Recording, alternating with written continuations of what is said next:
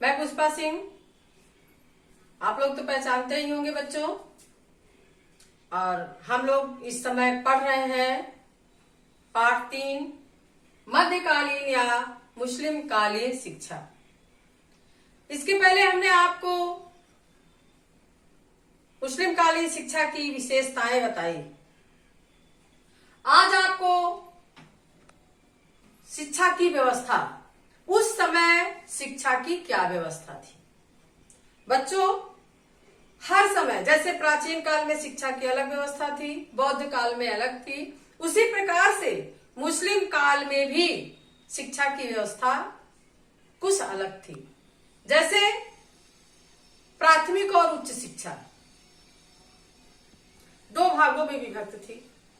प्राथमिक शिक्षा मकतब में दी जाती थी और उच्च शिक्षा मदरसे में दी जाती थी। इसके अलावा मस्जिदों और दरगाहों में भी मकतब की शिक्षा दी जाती थी। इनकी स्थापना धनी वर्ग, शासक वर्ग करते थे और इनका खर्च भी वहन करते थे। अब मैं आपको मकतब, ये प्राथमिक शिक्षा यानी कि मकतब में शिक्षण विधि के बारे में, प्रवेश के बारे में पाठ्यक्रम बताऊंगी। तो सबसे पहले हम देखते हैं कि मकतब में प्रवेश किस विधि से होता है। आपने पढ़ा प्राचीन काल में कैसे होता था गुरुकुल में प्रवेश, उपनयन संस्कार के पश्चात, और बौद्ध काल में प्रवज्जा संस्कार के पश्चात। उसी प्रकार से मुस्लिम काल में बिस्मिल्लाह, क्या बच्चों, बिस्मिल्लाह संस्कार के बाद मकतब में बच्चे का प्रवेश होता है या था और है भी। और जब बच्चा 4 वर्ष 4 माह और 4 दिन, 4 वर्ष 4 माह और 4 दिन का जब बच्चा हो जाता था, तब उसका प्रवेश मकतब में होता था। उस समय मौलवी या मौलाना को बुलाया जाता था, बच्चे को नया कपड़ा पहनाया जाता था और घर में थोड़ा धूमधाम होती थी। जैसे और सारी रस्में मनाई जाती हैं, उसी प्रकार से मौलवी मौलाना को बुलाया जाता था, बच्चे को उनके सामने बैठाया जाता था और मौलवी मौलाना जो होते थे वे बच्चों से कुरान की 55वीं या 57वीं यानी कि 57वीं आयत पढ़वाते थे। तो कुछ बच्चे तो पढ़ लेते थे, लेकिन कुछ बच्चे जो नहीं पढ़ पाते थे उनको केवल बिस्मिल्लाह शब्द कहलवा दिया जाता था। इस प्रकार से मकतब में बच्चों का प्रवेश हो जाता था। अगला है बच्चों पाठ्यक्रम। उस समय बच्चों को लिखना पढ़ना सिखाया जाता था।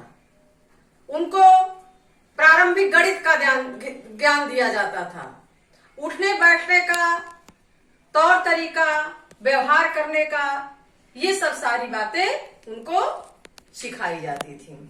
इसके बाद है शिक्षण विधि। शिक्षण विधि यानी कि किस तरह से पढ़ाई होती थी। बेटा, शिक्षण विधि मौखिक ही थी। जैसे अन्य कालों में आपने देखा कि शिक्षण विधि मौखिक थी, वैसे इसमें भी शिक्षण विधि मौखिक ही थी। लेकिन जो पढ़ाया जाता था उसको कंठस्थ करना यानी कि याद करना, रटना, स्मरण करना, इस पर विशेष ध्यान दिया जाता था। और लिखावट सुधारने के लिए यानी कि अच्छे लेखन के लिए, राइटिंग अच्छी हो, उसके लिए आप लोग जानते होंगे एक लकड़ी की तख्ती बनवाई जाती थी और सरकंडे की कलम, उससे बच्चों से उस तख्ती पर लिखवाया यानी कि लिखने की प्रैक्टिस करवाई जाती थी। फिर बाद में जाके धीरे धीरे जब कागज, पेन, स्याही इस सब का प्रचार प्रसार हुआ तो बाद में फिर बच्चे कागज और स्याही पर लिखना प्रारंभ किए। आज भी मकतबों में वही प्रक्रिया है कि सबसे पहले बच्चे तख्ती पर सरकंडे की कलम से ही लिखते हैं, बाद में फिर कागज और स्याही से लिखते हैं। इस प्रकार से ये रही प्राथमिक शिक्षा। और अब आगे उच्च शिक्षा के बारे में मैं बताती हूँ। बच्चों, अब हम लोग पढ़ते हैं उच्च शिक्षा। हमने आपको पहले बताया प्राथमिक शिक्षा मकतब में दी जाती थी और उच्च शिक्षा मदरसे में दी जाती थी। मकतब का अर्थ होता है उसने लिखा और मदरसे का अर्थ होता है भाषण देना। बच्चों, अब हम लोग उच्च शिक्षा पढ़ रहे हैं तो हम आपको बताते हैं उच्च शिक्षा का पाठ्यक्रम जो है वह इस प्रकार से था। धार्मिक शिक्षा और लौकिक शिक्षा, नहीं सॉरी गलती हो गई फिर। बच्चों, अब हम लोग पढ़ते हैं उच्च शिक्षा। उच्च शिक्षा मदरसों में दी जाती थी और मदरसे का अर्थ है भाषण देना, जहां पर बच्चों को भाषण देकर पढ़ाया जाता था। ये दो प्रकार की शिक्षाएं दी जाती थी वहां पर। जैसे नंबर 1 सामाजिक, साहित्यिक, इस प्रकार की शिक्षाएं दी जाती थी और दूसरी चिकित्सीय ज्ञान, व्यवसायिक, इस प्रकार की शिक्षाएं दी जाती थी। इसके बाद है आपका पाठ्यक्रम। पाठ्यक्रम के अंतर्गत धार्मिक और लौकिक शिक्षा। धार्मिक शिक्षा के अंतर्गत बच्चों को कुरान, मोहम्मद साहब की परंपरा, शरीयत, इस्लामी कानून तथा इस्लामी इतिहास की शिक्षा दी जाती थी। और लौकिक शिक्षा में अरबी साहित्य, व्याकरण एवं गणित, इतिहास, दर्शन शास्त्र, नीति शास्त्र, ज्योतिष, कानून एवं यूनानी शिक्षा सम्मिलित थी। इसके बाद है बच्चों शिक्षण विधि। शिक्षण विधि मौखिक ही थी। बच्चों को मौखिक शिक्षा दी जाती थी और उनको रटवाया जाता था तथा उनसे सुना जाता था। पूरा बच्चे रट रट कर याद करते थे। स्वाध्याय एवं प्रयोगात्मक विधि भी अपनाई जाती थी। इसके अतिरिक्त मौखिक विधि, मॉनिटर सिस्टम एवं प्रत्यक्ष शिक्षण विधि भी उपयुक्त थी। मॉनिटर सिस्टम बच्चों क्या होता है जानते हो? जैसे कक्षा में एक हेड बॉय बनता है या मॉनिटर जिसे हम कहते हैं, उस समय भी इसकी व्यवस्था थी। अगली पॉइंट है आपका शिक्षाएं तथा उपाधियां। उस समय किस प्रकार की शिक्षा और किस प्रकार की उपाधि दी जाती थी, इसके बारे में हम लोग जानते हैं। मुस्लिम शिक्षा संस्थाओं में वर्तमान की भांति व्यवस्थित परीक्षा प्रणाली विकसित नहीं हुई थी। शिक्षा का मुख्य उद्देश्य ज्ञानोपार्जन करना और जीविकोपार्जन करना था। शिक्षा के द्वारा बालकों को अनेक प्रकार की उपाधियां दी जाती थी और शिक्षक के मूल्यांकन एवं संतोष के आधार पर अगली कक्षा में प्रवेश दिया जाता था। शिक्षा की समाप्ति पर किसी प्रकार का प्रमाण पत्र नहीं दिया जाता था। बच्चों, जब शिक्षा समाप्त होती थी तब उसमें आज की तरह प्रमाण पत्र नहीं दिया जाता है। केवल गुरु उनके हुनर को जानकर, यानी कि ये बच्चा अगली कक्षा में जाने के योग्य है, उसको अगली कक्षा में प्रवेश दे दिया जाता था। इस प्रकार से अद्वितीय प्रतिभा वाले छात्रों को फाजिल, आलिम एवं काबिल की उपाधियां प्रदान की जाती थी। विशेषतया तर्कशास्त्र, दर्शन शास्त्र, धर्म एवं साहित्य की उच्च शिक्षा प्राप्त करने वाले छात्रों को ये उपाधियां दी जाती थी। बच्चों, अगली पॉइंट है आपकी छात्रावासों की व्यवस्था। उस समय भी छात्रावास की व्यवस्था थी, लेकिन मस्जिदों और मकतबों में जो बच्चे नजदीकी थे उनके लिए नहीं थे।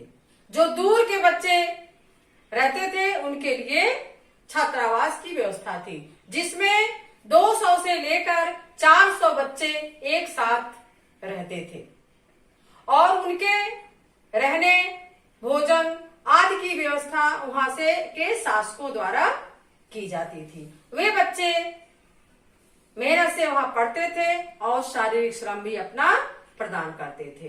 अगली पॉइंट है व्यवसायिक शिक्षा। जैसा कि आपने पढ़ा कि मुस्लिम शिक्षा का मुख्य उद्देश्य था जीविकोपार्जन, यानी कि अधिक से अधिक अर्थ उत्पन्न करना और अर्थ के माध्यम से भोग विलास की वस्तुओं को प्राप्त करना। तो इसलिए अर्थ कहां से उत्पन्न होगा? इसके लिए व्यापार व्यवसाय करना पड़ेगा। इसलिए उसकी भी शिक्षा दी जाती थी बच्चों को, कि जिससे पढ़ाई के उपरांत बच्चे कोई रोजगार कर सके। उनको व्यावसायिक शिक्षा दी जाती थी। उसमें जैसे हाथी के दांत और कालीन बनाना, चद्दर बनाना, हाथी के दांत के खिलौने बनाना और गहने बनाना, रेशम के वस्त्र बनाना, चटाइयां बुनना, इस प्रकार से अनेक प्रकार के काम थे जो बच्चों को सिखाया जाता था। अकबर के शासनकाल में कई कारखाने, सरकारी विभाग, दीवाने वुयुतान के अधीन थे, जो उत्पादन के साथ प्रशिक्षण भी देते थे। विभिन्न हस्तकलाओं में निपुण कुशल व्यक्ति अपने घर पर ही संगीत, रेशम का काम, चित्रकला, नृत्य, जरी व मखमल का काम सिखाते थे। इसी प्रकार अनुभवी शिक्षकों द्वारा घुड़सवारी, धनुष विद्या, अस्त्र शस्त्र संचालन आदि की भी शिक्षा दी जाती थी। अब हम देखते हैं अगली पॉइंट, स्त्री शिक्षा। बच्चों, स्त्रियों के साथ शुरू से ही अत्याचार और अन्याय होता रहा है। जैसे कि मैं कह रही हूं, जो हम लोग पीछे से पढ़ते आ रहे हैं, तो इस काल में भी वही हुआ। मुस्लिम काल में स्त्रियों के लिए पर्दा प्रथा बहुत जोरों शोरों से शुरू हो गई और मुस्लिम में ही नहीं बल्कि हिंदू धर्म में भी पर्दा प्रथा का प्रचलन हो गया। लोग अपनी लड़कियों को केवल मक्तब तक ही शिक्षा दिलाते थे। मदरसों में उनका प्रवेश वर्जित था। लेकिन जो शासक वर्ग थे, धनी वर्ग थे, वो अपने घर की लड़कियों को घर में ही शिक्षा दिलवाते थे, शिक्षक को बुलवाकर। वो मकतब में अपने बच्चियों को नहीं भेजते थे। लेकिन उस काल में भी बेटा अनेक स्त्रियों ने योग्यताएं हासिल की। जैसे कि उसी समय की मुस्लिम शासिका थी रजिया सुल्ताना, जहां आरा, जैबुन्निसा, मीराबाई, जीजाबाई, ये सब सारी विदुषी महिलाएं थी। इनको किसी भी क्षेत्र में ये पुरुषों से मुकाबला कर सकती थी। बच्चों, इसी के साथ मैं बताना चाहती हूं, क्या कहते हैं, प्राचीन काल में कुछ विदुषी महिलाओं के नाम, जैसे अपाला, घोषा, रोमशा, अनसुईया, सावित्री। फिर बौद्ध काल में सुभा, सुमेधा, संघमित्रा, प्रभुदेवा, विश्ववरा। हमने आपको तीनों काल की विदुषी महिलाओं के नाम बताए। तो स्त्रियां पहले भी कहीं पीछे नहीं थी, भले ही उनके लिए शिक्षा की व्यवस्था नहीं थी, लेकिन वो पुरुषों से कहीं भी पीछे नहीं थी। इस प्रकार से मुस्लिम काल में भी नहीं पीछे थी। मुस्लिम काल में और अनेक प्रकार की शिक्षाएं दिलाई जाती थी, जैसे औषध की शिक्षा, सैनिक शिक्षा। इस सब के अंतर्गत आज की तरह डॉक्टर नहीं थे, हॉस्पिटल नहीं था। औषधीय जड़ी बूटियों के जानकार जो होते थे उनको वैद्य कहते थे, जिससे वो बीमारियों का इलाज करते थे। ये सब भी ज्ञान जो है बच्चों को मदरसे में सिखाया जाता था। अब शिक्षा के केंद्र कौन है, कौन से केंद्र मुख्य केंद्र उस समय के क्या है? जैसे दिल्ली, अजमेर, आगरा, जौनपुर, बीदर, लखनऊ, ये सब जो है ये मुस्लिम शासक काल के मुख्य शिक्षा केंद्र हैं। बच्चों ये यहाँ पे समाप्त होता है। अब हम लोग अगले वीडियो में मिलेंगे। धन्यवाद।